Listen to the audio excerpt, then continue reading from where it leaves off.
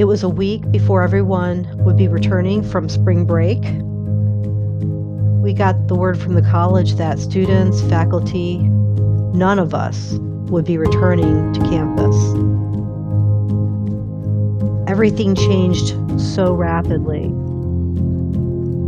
We began to engage in a new format of learning, remote learning, which is entirely different for residential liberal arts college students who are used to a more interactive live experience. So in an attempt to document this sudden change in their learning format, students in the Psychology 391 course called Language Disorders each responded to questions about quarantine life by submitting photographs, videos, and sound recordings from their lives. This is a compilation of those recorded experiences from those psychology students in a course that emphasizes language processing and individual differences.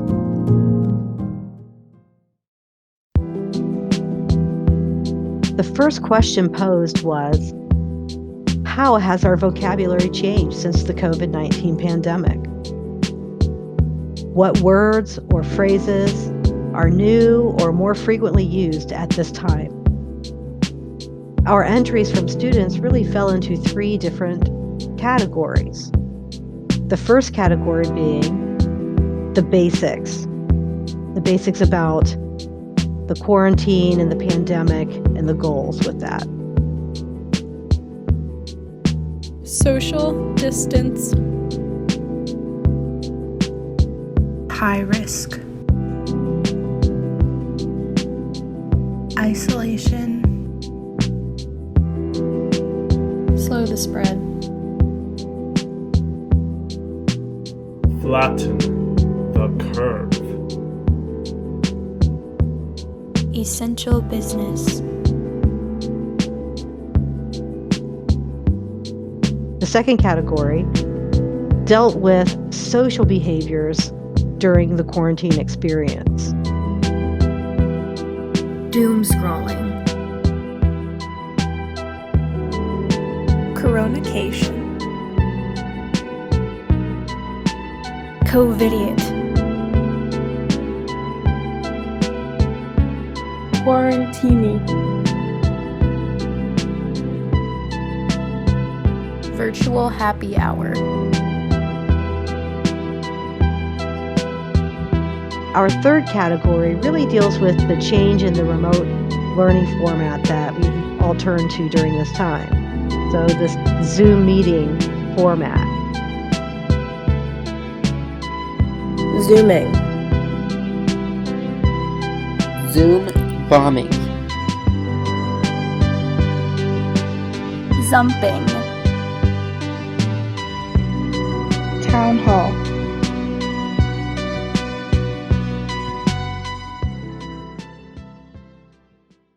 Our next question was, how has communication for college students changed since the quarantine? And here's what students had to say. We are finding new ways to be connected to our education, to our desire to learn. Instead of being in a purely academic environment, we have to construct our own academic environment, igniting our capacity for discipline and resourcefulness. It means waking up, rolling out of bed, and signing onto a class all in the same room. So while I'm not walking across campus, I'm still able to keep in touch with Kenyon friends via Zoom calls, FaceTime, and email chains. Physically being in class and listening to your professors is an incredibly important component of learning, in my opinion, and it's much harder to learn in this artificial atmosphere. Remote learning deprives students of the personal relationships with their professors, one of the things that makes Kenyon unique. I never realized how much social cues play into discussion-based classes until I no longer had them to go off of. There's also the, wait, I think you're muted. Oh wait, am I muted? Geez, hold on a second. I was taking regular dance classes with proper instruction from my teachers and with my dance partners. Yet now I resort to watching online videos, Rehearsing a scene for an upcoming musical theater performance. This kind of communication, I feel, has been taken for granted by college students. It's definitely more difficult to keep working without the community of my class. Attempting this new way of life at the same time as a global pandemic feeds into increased anxiety regarding personal and social stability. Whether it be due to concerns about finances, the economy, jobs, the well-being of others and the planet, or isolation. And I think what's happening is that people's brains are entering into flight or fight mode. Absolutely no physical socialization other than maybe your family, and what you get on social media is extremely difficult, and it's a hard adjustment. My friends and I are used to spending most of the day together, so in this era of quarantine, we maintain our friendships through FaceTime and Zoom. We take for granted how much socializing is important for us, and so we communicate virtually to make up for all the things that we didn't realize we enjoyed doing or did before the lockdown. When I was on Kenyon's campus, I felt like that I was in constant contact with friends and professors, and I never really had to text friends unless I was to ask where in Pierce they were sitting for dinner. While at school, we love to share grilled cheese and do some work together, often stopping to laugh at something stupid that we find on the internet. Now, while we may not be able to sit across from each other anymore, we have been getting creative with ways to continue this special tradition. So much of friendship is watching someone smile, laugh, and cry. In quarantine, I have missed that daily communication and socialization through athletics. I've missed the practices, the laughs, the hard training, and the successes experienced with my teammates. They remind you what you are capable of. I believe that this quarantine will truly help people find the untraditional ways to communicate, such as through food or other arts and cultural forms. Even though time zone differences and internet quality are potential conflicts for many, college students have been making it a habit to use the internet to continue the amazing relationships they have formed, no matter their year of college experience. Everyone is counting down the days until those face-to-face interactions at the Kenyon College campus are restored, and we can go back to making memories together that will last a lifetime. Lastly, we asked students what they did to cope during this time. It looks like our students found some pretty creative ways to pass the time during quarantine. Here's what they sent in. Something I've been doing a lot of during quarantine has been some knitting. This is my current project. It is going to be a shawl. To cope with being in quarantine, I've spent a lot of time with my youngest brother, Adam. Mainly watch a lot of movies, mostly Star Wars. Play a lot of video games, and it's definitely a bright side.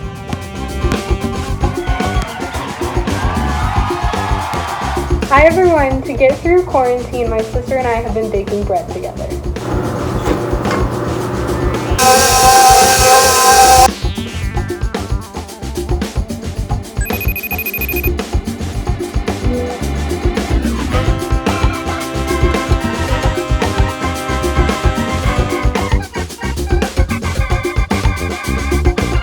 My most effective coping mechanisms are when I'm doing something creative. A constant hobby of mine has been embroidery. I made this for Mother's Day. I'm making this for my friend who's graduating or on the Frisbee team with me. This is my dog Rory, of when he got his head stuck in a pipe.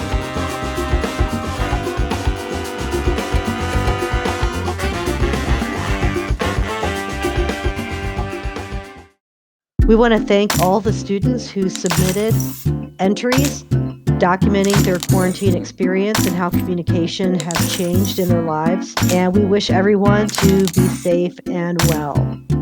Special thanks to the Psychology 391 Language Disorders class during spring semester 2020.